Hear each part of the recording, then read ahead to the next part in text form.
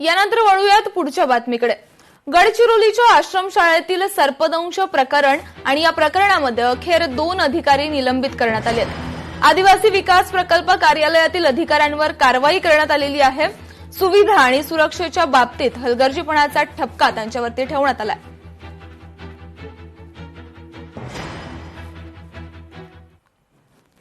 तर नागपूरमधील नवजात बालक अपहरण प्रकरण आणि अपहरण करणाऱ्या महिलेला 24 तासाच्या आत जामीन मिळालाय। डागा रुग्णालयातून नवजात बालकाचं अपहरण करण्यात आलेलं होतं आणि या महिलेला 24 तासाच्या आत न्यायालयाने जामीन मंजूर केलाय। आशियाना अंजुम सय्यद अल्ताफ असं बाळाचं अपहरण करणाऱ्या महिलेचं नाव आहे। या महिलेने प्रभा पाठराबे यांची 1 दिवसाची नवजात बालिका पळवली होती।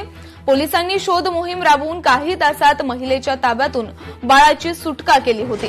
पोलीस आपल्या मागावर असल्याची कुणकुण लागताच आशियाना अल्ताफ हिनं ऑटोतून उडी घेतली, त्यामुळे ती जखमी झाली। तिच्यावर मेयोत उपचार सुरू असल्याची माहिती मिळताच पोलिसांनी तिला ताब्यात घेतलं।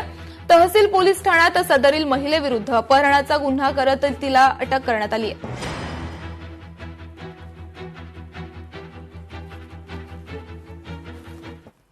तर बंगालच्या उपसागरात पनामाचा ध्वज असलेलं मालवाहू जहाज बुडालंय। या दुर्घटनेत 24 खलाशी बेपत्ता आहेत आणि भारतीय नौदलाकडून बचाव कार्य सुरू आहे। बंगालच्या उपसागरात पनामा ध्वज असलेलं एक मालवाहू जहाज बुडाल्याची घटना समोर आली आहे। या जहाजात 24 खलाशी अर्थात क्रू मेंबर्स होते अशी माहिती सांगितली जातेय। ओडिशाच्या किनारपट्टीपासून जवळपास 240 नॉटिकल मैल दूर अंतरावर शनिवारी ही घटना घडली आहे आणि या घटनेमुळे एकच खळबळ उडाली आहे। यानंतर बुलेटिनमध्ये पाहूयात एक महत्त्वाची बातमी।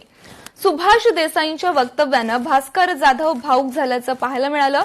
मी सुभाष देसाईंच्या हाताखालीच घडलो। सुभाष देसाईंच्या भावना माझ्यासाठी आश्चर्याचा धक्का आहेत, असं भास्कर जाधवांचं भावनिक वक्तव्य पाहायला मिळतंय।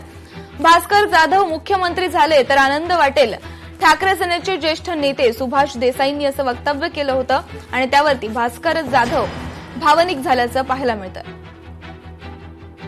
त्यांनी जे जाहीर केलं म्हणण्याची आपली भावना माझ्याबद्दल व्यक्त केली, कारण मी त्यांच्या हाताखालीच घडलेला कार्यकर्ता आहे।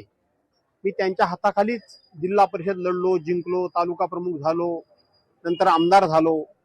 त्यामुळे त्यांनी माझं अनेक वर्षाचं काम बघितलं, माझे कष्ट बघितलेत।